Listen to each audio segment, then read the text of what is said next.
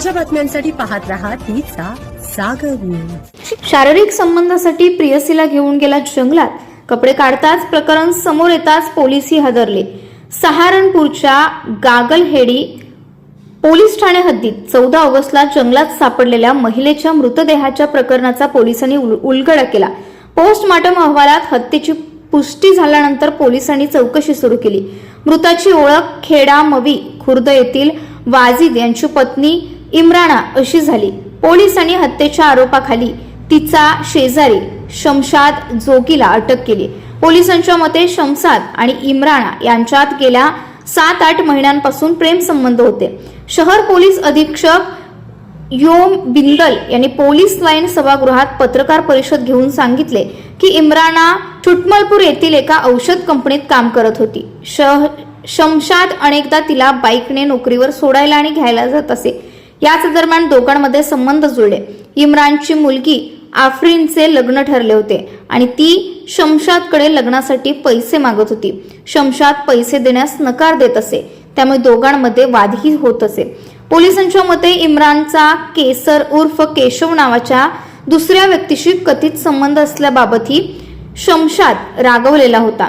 तो इम्रानला त्याच्याशी संबंध तोडण्याबाबतचा दबाव आणत असे। सततचा वाद आणि पैशांच्या मागणीमुळे त्रस्त होऊन शमशादने इम्रानची हत्या करण्याचा कट रचला। 13 ऑगस्टला संध्याकाळी शमशाद इम्रानला कंपनीतून घ्यायला गेला। त्याने आधीच हत्येची योजना आखलेली होती। पोलिसांच्या मते त्याने आपला मोबाईल घरी सोडला होता आणि बाईकमध्ये काही बदल केले होते, जेणेकरून सीसीटीव्ही कॅमेऱ्यामध्ये त्याची ओळख पटू नये।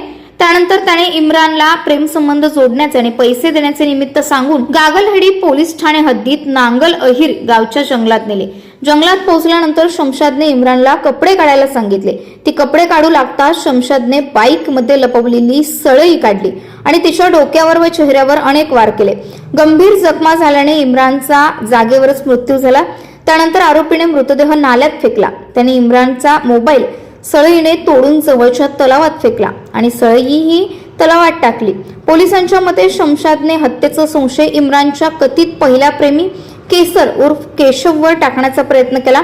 त्यासाठी त्याने जाणून बुजून घटना अशा ठिकाणी घडवली जे त्याच्या गावाच्या आसपास होते। इतकेच नाही तर घटना घडल्यानंतर तो इम्रानच्या पतीसोबत तिचा शोध घेण्याचं नाटकही करत होता, जेणेकरून कोणाला त्याच्यावरती संशय येऊ नये।